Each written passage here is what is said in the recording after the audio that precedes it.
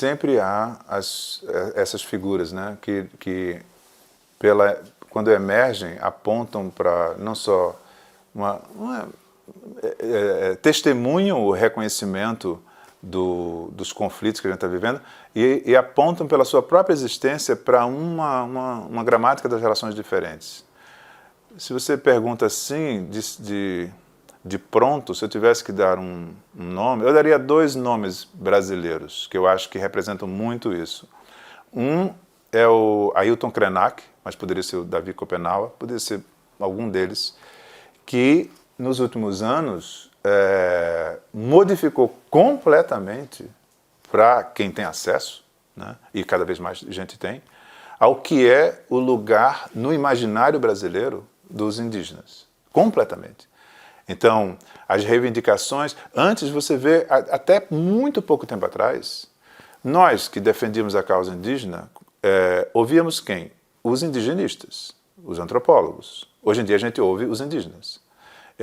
E que contribuem, inclusive, sempre contribuíram, mas agora é visível a contribuição que os indígenas têm, não só na defesa da manutenção da mata, mas na concepção do que é o progresso, o que pode ser o desenvolvimento do Brasil.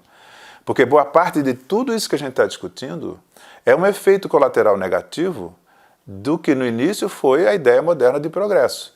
Progresso como aumento do conhecimento da natureza e controle da natureza e da sociedade e das pessoas, e esse progresso solto, sem nenhum tipo de baliza ética de valores que são políticos, na verdade, né?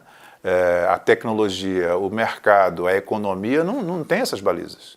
E sem isso está dando no que dá, a destruição do meio ambiente, tudo quanto ameaça a existência do planeta e o fato de que hoje a gente vive num mundo que não precisaria de jeito nenhum ter fome e tem milhões de pessoas, centenas de milhões de pessoas que não sabem se vão comer amanhã.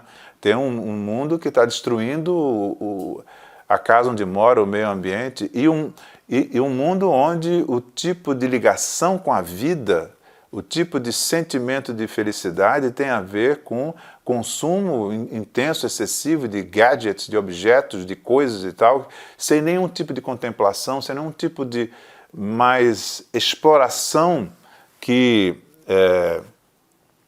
sempre foi um caminho rico de renovação, até mesmo dessas ideias políticas mais gerais.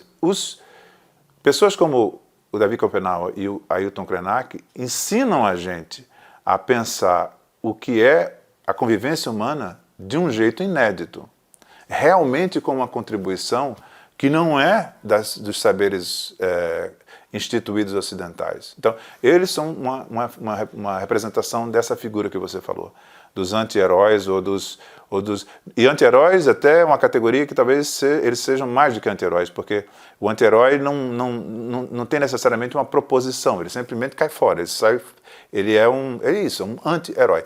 Essas figuras, elas não pretendem ser heróis, mas elas de fato abrem horizontes mais amplos de compreensão do mundo que a gente vive e de caminhos que a gente pode seguir para torná-lo menos ruim do que ele é. A outra figura que me ocorre é de uma psicanalista brasileira chamada Izildinha Batista, que de uma maneira muito pioneira falou, do ponto de vista da psicanálise, do impacto, ela junto com outra que era amiga nossa, né, a Neuza Santos Souza, de quem ela era contemporânea e era amiga, né, que foram figuras que de maneira muito precoce foram capazes de enxergar o que a estrutura social brasileira produzia no inconsciente, na experiência do corpo físico de metade da população brasileira, para as quais a sociedade brasileira não tinha olhos para ver. E quando eu digo a sociedade brasileira, de novo, não são os racistas. Quando a Izildinha fez a tese dela e quis publicar, não teve editores. E não teve editores entre editores que eram progressistas e eram de esquerda, porque não viam muito bem o sentido de publicar uma tese com o título A Cor do Inconsciente. Por quê? Porque naquela época se achava que o inconsciente não tem cor. Então ela representa essa figura que ao mesmo tempo é capaz de enxergar o mundo, não se coaduna com ele, é capaz de apontar a exclusão da qual ela foi objeto sem ressentimento, contribuindo para uma ampliação da nossa capacidade de análise, de implicação coletiva de todos nesse emaranhado que é a sociedade brasileira, e apontando para caminhos possíveis de renovação disso. A própria Isildinha, volta e meia, lembra o fato de que a Neuza, quando ela publicou o primeiro livro, Neuza Santos Souza, publicou um livro chamado Tornar-se Negro. E ela depois parou de escrever sobre essa questão racial. E o segundo livro dela era sobre psicóticos. Quando perguntada por que ela tinha parado de falar sobre isso, a resposta dela foi porque ela não tinha com quem conversar sobre isso. E não era com a sociedade em geral, era com os pares. Nós. Então essas pessoas eu acho que são figuras dessa natureza. Pessoas que são inscritas no tempo, antenadas e críticas o bastante para compreenderem o que as envolve e, despidas do ressentimento, são capazes de apontar modalidades de análise do presente e de prospecção de futuro mais desejável. Então, o Brasil, a gente, se fosse fazer uma rodinha de conversa, a gente iria encontrar muitas dessas pessoas. E eu acho que, voltando a uma outra pergunta que você fez, como é que a gente constrói um espaço público capaz de instituir e de promover a cidadania, esse é um outro movimento também importante. Tem sido feito de maneira bastante competente pelo movimento negro, e eu acho que daqui a pouco a gente vai ter, que, por exemplo, tem resgatado figuras completamente invisíveis na história do Brasil e que foram importantes na nossa história, na formação do que nós somos. Isso faz com que a gente veja o protagonismo de muita gente que simplesmente não está nos livros de história. A mesma coisa vai acontecer com os indígenas, provavelmente. A mesma coisa pode acontecer com muitos desses movimentos que estão agora ganhando espaço para serem ouvidos. Isso só um pequeno comentário a respeito dessa noção de lugar de fala, que também é uma dessas noções que é motivo de muita controvérsia, né? E de muitas vezes eu acho de um entendimento equivocado. Qual é a maneira equivocada de pensar essa ideia de lugar de fala? É a ideia de que a noção de lugar de fala preconiza uma espécie de exclusividade enunciativa para certos grupos, seja lá quais forem. Por quê? Porque só pode falar sobre o grupo X quem é membro do grupo X, não importa qual seja. É um entendimento equivocado do conceito. Porque o que o conceito, a ideia, a noção de lugar de fala exprime é um fato. O fato de que você ser negro, indígena, deficiente, uigure na China, pode colocar qualquer tipo de particularidade existencial.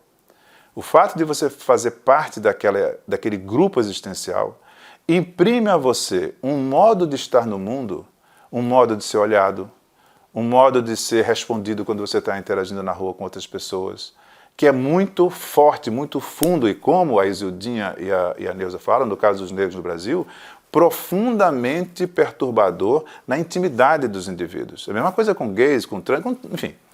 Então, a ideia do lugar de fala simplesmente diz que no diálogo coletivo que procura encontrar as causas desse sofrimento causado pelo lugar de exclusão desses grupos e uma construção de um futuro melhor, quem tem acesso a essa experiência tem esse lugar de fala. É o lugar em que a enunciação sobre a experiência daquela pessoa, é claro, só pode ser feita por quem vive essa experiência. Isso não quer dizer que eu, que sou branco, não possa falar sobre o problema dos negros, ou o problema das mulheres, ou o problema dos deficientes, ou o problema dos uigures, ou dos Yanomamis. Eu posso falar, basta me inteirar. Eu preciso saber, preciso conhecer, preciso estar informado, mas eu posso. É diferente eu falar sobre o problema das mulheres e uma mulher falar sobre o problema das mulheres. Ou mesmo uma mulher.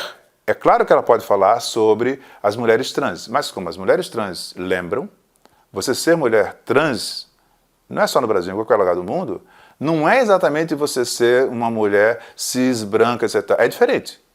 E as próprias mulheres precisam acolher essa diferença. E é uma diferença experiencial, ela é fenomenológica, é uma coisa que é sentida, uma marca do mundo dentro de você. Então, eu acho que é um conceito rico, se compreender, rico e necessário, porque isso abre a possibilidade de que vozes que antes eram emudecidas possam falar. Isso não dá a essas pessoas necessariamente autoridade epistêmica, porque você pode ser mulher e ser machista, você pode ser um preto e ser um racista. Está aí o Sérgio Camargo lá da Fundação Palmares como um exemplo impressionante, mas real. Mas isso não quer dizer que o conceito seja, digamos assim, alimentador dessa lógica particularista, excludente de uma universalidade, nada disso.